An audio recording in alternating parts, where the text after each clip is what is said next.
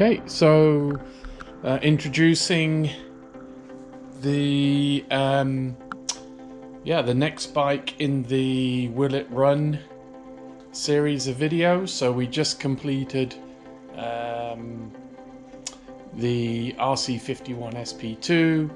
We got that on the road, running it on the road, and now we're moving on to a bike that I picked up actually just after the RC51. This is a 2002 Ducati 748.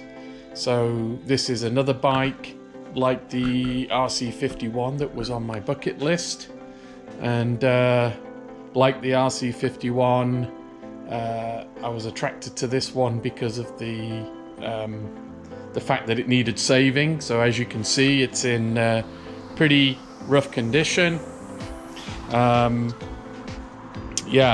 It was actually stolen, recovered, and then I picked the bike up. The basically when it was stolen, it was crashed, and you can see here some of the damage, mainly cosmetic though. I went through the bike, and the frame, everything is straight, front forks are good. So basically there's just damage where they remove the lock, and then once they managed to get the bike, when they slid it down the road. So you can see here quite a bit of damage on the tank. Obviously the whole front fairing has been smashed, no lowers or mids, but everything is there, and could make for a good running bike, assuming there's no issues with the engine. So like the RC51, when I picked this up, wasn't running, and I didn't really expect it to be, but the guy who I picked it up off, he said it had been running when he bought it, and then he bought it, it was too much of a project for him to take on, and he replaced the ignition, put a new battery on it. I think he'd also replaced the fuel pump, and he said he'd kind of had it running, but it wouldn't run reliably. So he kind of just gave up on it, and just put the project in storage for a few years. So I came along, picked it up, let's try to save it. I don't think it's going to be a bike that we would restore. There would be far too much money in having to be put into the bike to get it back to anywhere close to factory or like new condition. But what I'm thinking is I've always wanted one just for my personal bike. All my personal bikes kind of came to me like this. I like to save bikes, as you know, that ordinarily would go to the salvage yard or be parted out, or just get forgotten at in a storage unit somewhere, or even just left out in somebody's yard. And I just love those bikes. I love to work on them, see what's wrong with them, be able to diagnose them and fix them and bring them back to life, and keep them on the road. And sometimes I'll restore them if they're if they're clean title and a rare enough bike that it makes sense, I'll restore them. But otherwise I'll just get them in good running condition, tidy them up, and I'll just keep them for 1 or 2 years and enjoy them. And pretty much all the bikes I run personally are of that type. It's not often I'm restoring bikes for myself. I'm either restoring them to sell on to fund other projects, or I'm restoring them for clients. Anyway, I'm looking forward to seeing what we can do with this. Getting it back on the road is the goal. Like I said, when I picked it up, wasn't running, and I know the guy who I picked it up from, he'd been kind of working on and off with it, trying to get it going, done some things with the fuel pump, but not had much luck. I did just charge the battery on it, and quickly turn the, just try the ignition, see what was happening. All the clocks light up, but there's no nothing from the fuel pump. And so very similar problem to the RC51, where the fuel pump isn't priming. And almost, this is 2002. The RC31 was 2003, and I already got the manual for this, and they're all using, for this era, they're all using the same technology, early fuel injection technology, pretty rudimentary. So get this bike, like the RC51, has a fuel pump.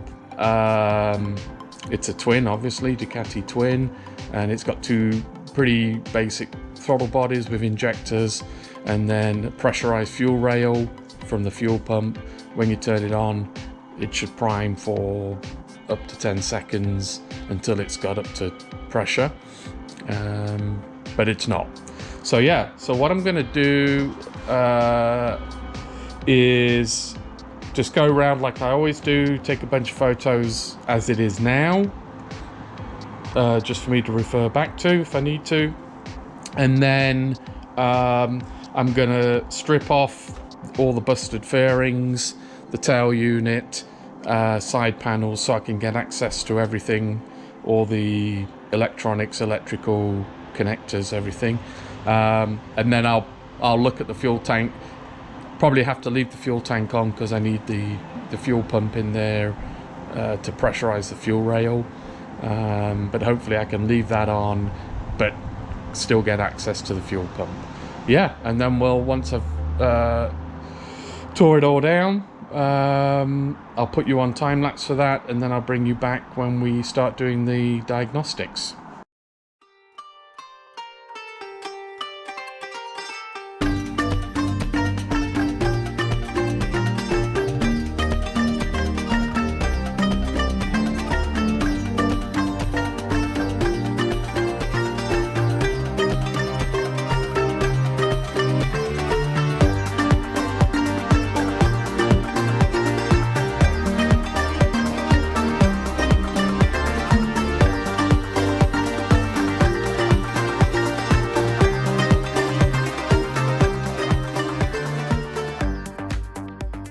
Okay, so yeah, I've stripped off the busted bodywork, so I can now get full access to everything. We've got the ECU.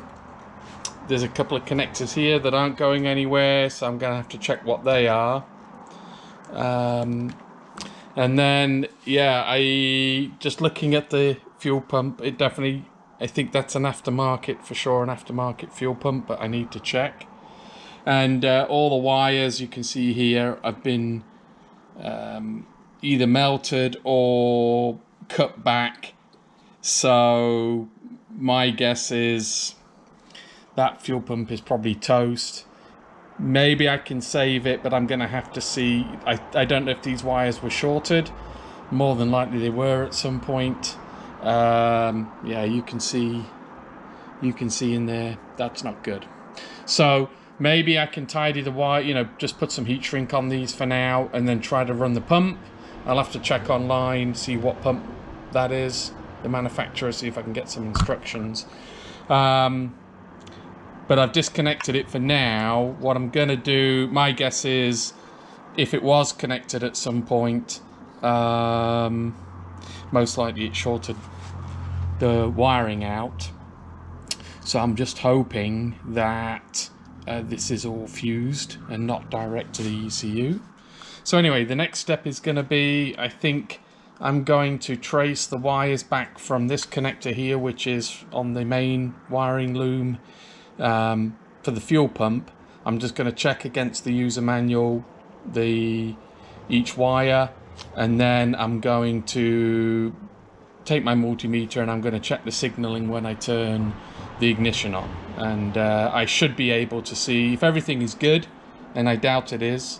I suspect I'll have to trace back and there's probably some fuses blown, but if everything's good, I should see the 12 volt to the pump. There should be ground and then a 12 volt drive for the pump, and I should see that go to 12 volts for a few seconds on turning the ignition key, which is the prime.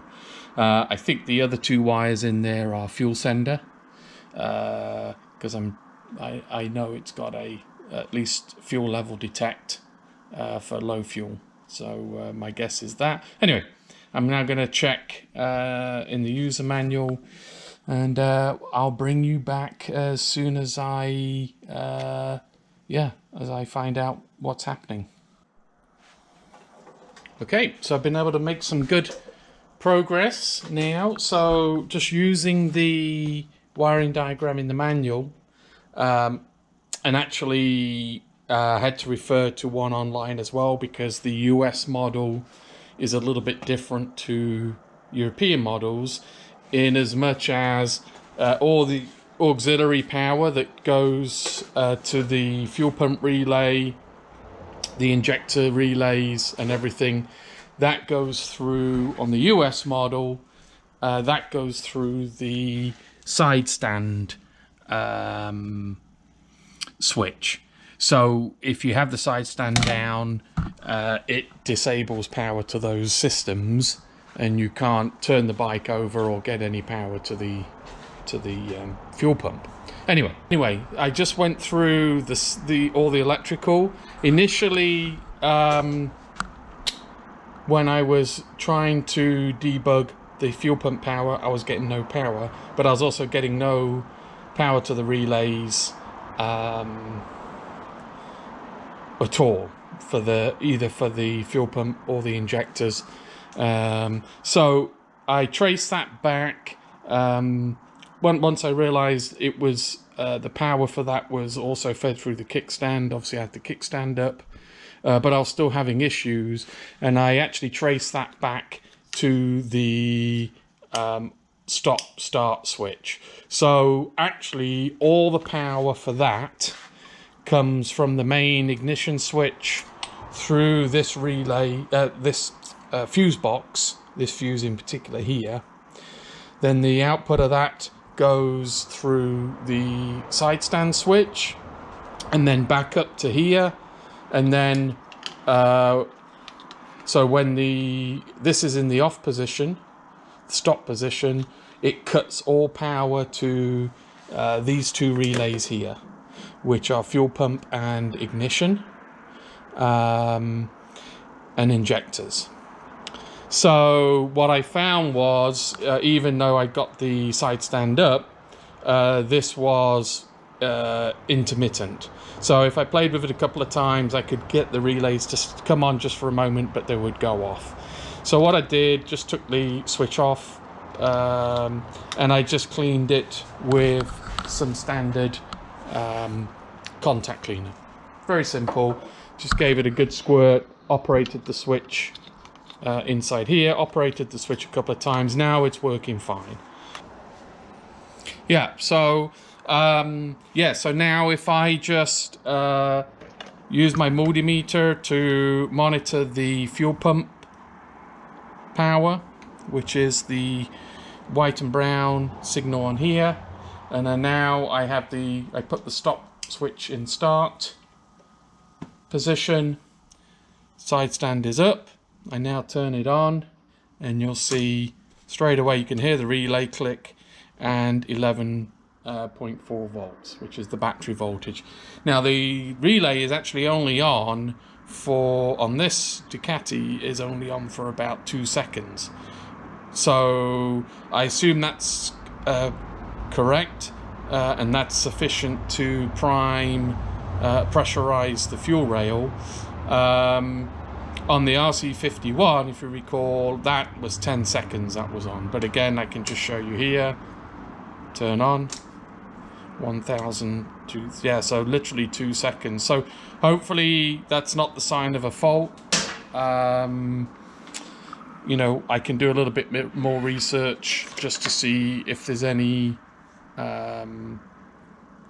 if it gives any timing information in the workshop manual, but I don't, from what I can recall, it didn't. It just said it primes the pumps and the fuel rail when you turn the ignition on. But anyway, at least it looks like it's doing what it should. So yeah, I'm not going to right now. I don't want to just connect that up because, as we noted before, to the fuel pump, because all these wires are bare, they've been twisted, touching each other and so on. So what I'm going to do, I'm going to just check continuity of these wires into this sensor. I'm going to look this fuel sensor and fuel pump. It's a combination fuel pump and fuel sensor. I'm going to look that up, just see if I can at least test out and ohm out the internals to see if there's been any damage or they're okay. If they're okay, or look to be okay, what I'll probably do is heat shrink for now, just see if I can get the bike running. I'm going to just heat shrink these wires to make them safe, and then I'll connect back up to the main harness, and we'll just see if we can get the pump to kick in. If not, then I'm probably going to have to look for a replacement, whether that's an OE or aftermarket. So anyway, yeah, I'll do those checks and I'll bring you back once I've done those checks, and we're in a hopefully in a position where we can actually prime the fuel rails, pressurize the fuel rails, and see if we can get this thing to fire up. Okay, so I did check out the fuel sender, fuel pump online, and actually this is just a aftermarket nut for attaching the fuel sender to the fuel tank, and then the fuel pump is internal, and the wires for the fuel pump go up through the fuel sender to the fuel pump. So what I've actually done is, right now, all these damaged wires, I've just separated them to make sure they can't short out, reconnected the fuel pump cable, and now when I turn the ignition on, you can hear the fuel pump prime. So I think what we can do now is actually yeah, try to fire it up.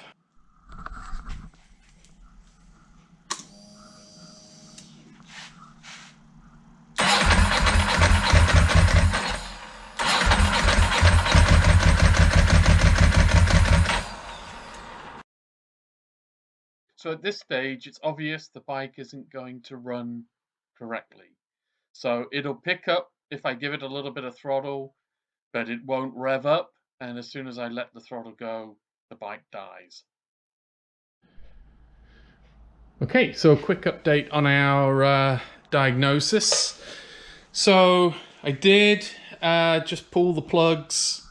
I did a compression check, front and back cylinder. They're all good. I also checked the plugs. They were pretty heavily fouled. So the bike has been running, so they were suttered. The bike's definitely been running very rich. But I cleaned them and then just checked the spark. The spark is good, really strong spark on both cylinders. So yeah, I did the compression check, spark check, put them all back together. Still had the situation where it won't cold start, and if I try to kind of get it going with a little bit of throttle, it stumbles and it'll cut out after a few seconds. Interestingly, what I did, I just took some starting fluid, sprayed it down the intakes, and then just cracked the throttle open slightly and hit the start button, and it picked up both cylinders immediately and revved up. So what that tells me is, I know for sure cylinders are good, compression's good, spark is good, and the bike will run if it's got fuel. So what I highly suspect now is some kind of fuel issue. For sure I can hear it when it's pumping fuel I can hear the fuel returning back into the tank, which tells me that the fuel rail is pressurizing, or at least should be pressurizing. So I don't really have a way right now to check that fuel pressure, so I'll have to look at that, see if there's an easy way I can check that. Otherwise I'd have to get a pressure gauge, because possibility is it's low fuel pressure even though it's pumping, but it sounds pretty good. And then the other possibility, of course, is injectors. So the injectors are not firing correctly, or maybe we've got one injector down, so when you try to start it, it's just only picking up on one cylinder, and so it's not going to run consistently on one cylinder. So I think what we're going to do now, the next step is I'll have to disconnect all the tank so I can pull off the airbox lower housing. We'll get all that out so I can get access to the throttle bodies and the injectors, and then we'll start debugging around there. Maybe it's an obvious issue, or maybe I'm going to have to find a way to check the injectors on this bike. Definitely a little strange though why it was running so rich. It shouldn't. So that could also be potentially one of the sensors is bad. But anyway, let's see. Let's get this off. So I'll put you on time lapse while I get that done, and then I'll bring you back once we've got the throttle bodies exposed and we can take a good look at all the electrical connectors and fuel hose routings and everything else.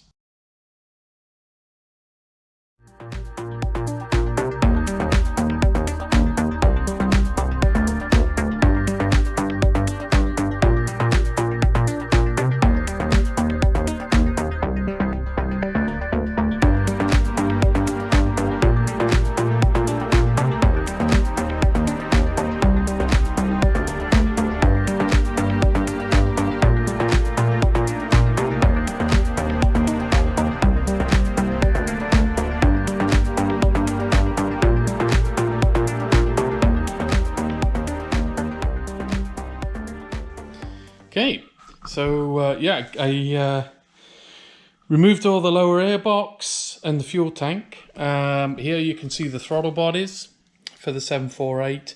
Very simple setup.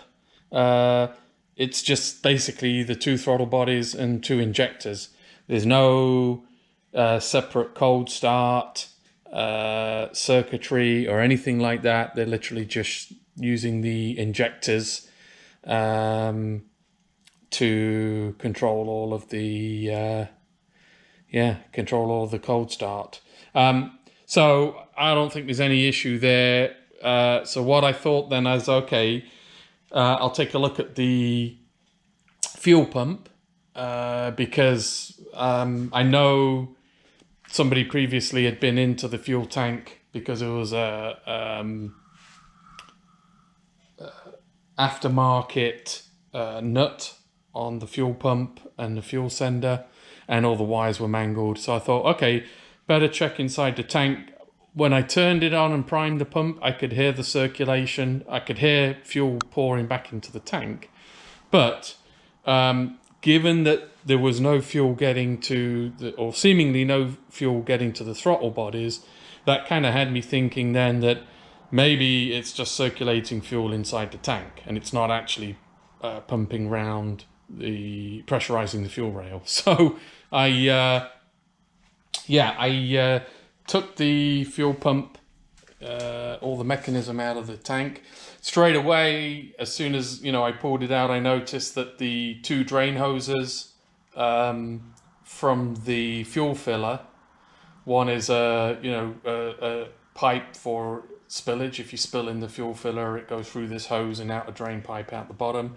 And I think the other one may be a breather, but I'm not exactly sure. But both were disconnected from the fuel pump, which is not a good sign.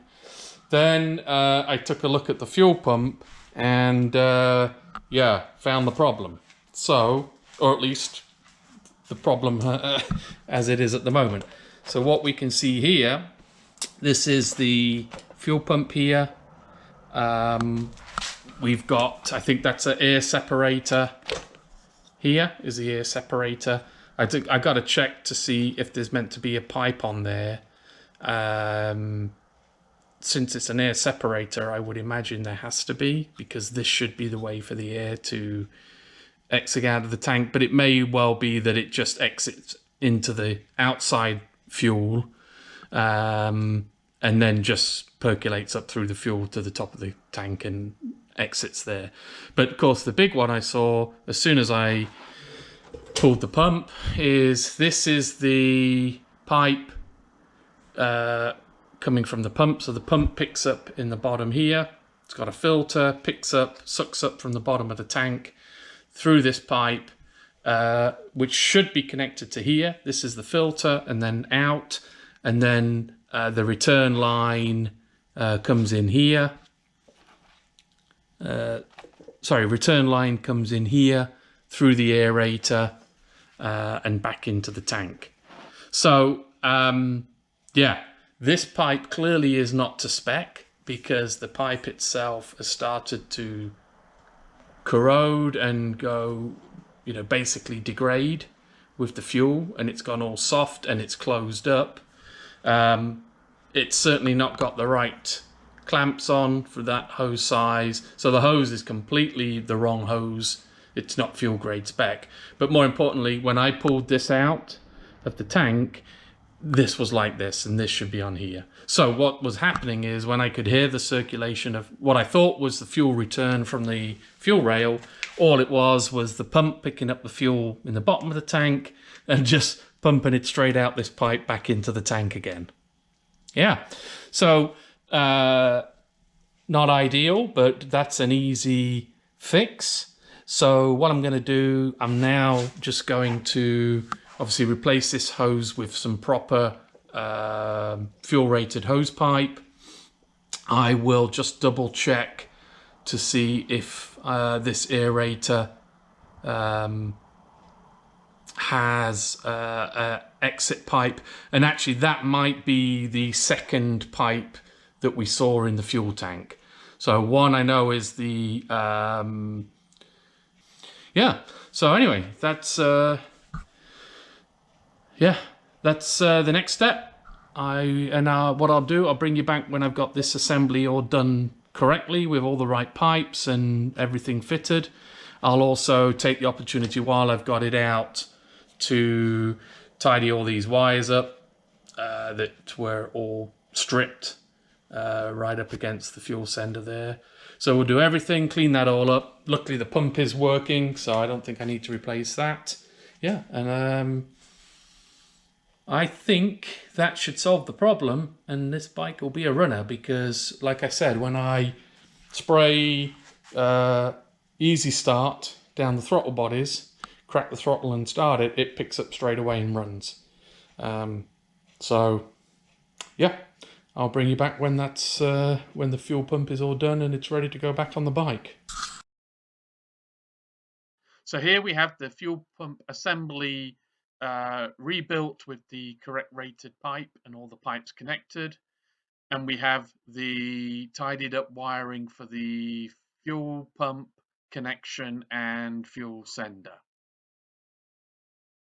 And here is a reminder why you should always flush the tank before starting work on any bike that's been left in storage, or worse still, outdoors for several years. The fuel in this tank was severely contaminated with water.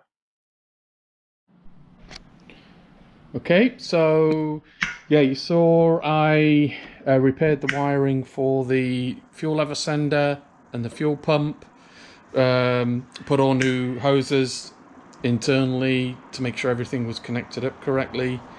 So I've just dropped the tank on, so yeah, I think let's see if we'll get it to fire up.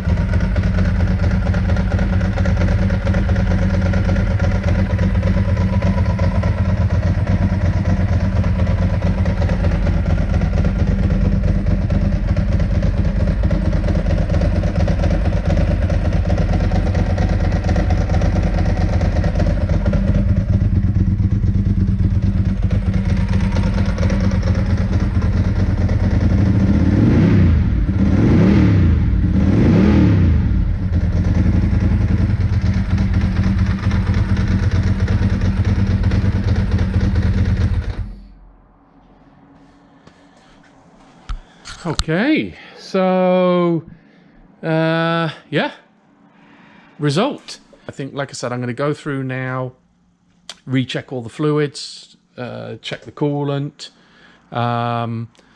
It is missing a few parts really before I take it on the road, which I really, you know, that's my next step. I want, like the RC51, I want to get it on the road, run it, see if it's got any issues with the gearbox or anything like that. That'll be the end of this video. Will it run successful? Sounds really nice, very happy with it. So yeah, I think what we'll do, I'll do the rest of the stuff now off camera, get it put back together, and then I'll probably, when I'm ready to actually take it for its first ride out, I'll do a video just dedicated to that. So yep, thank you for watching. If you like this kind of content, please hit the like button, and subscribe to the channel if you're not subscribed already. Bye for now.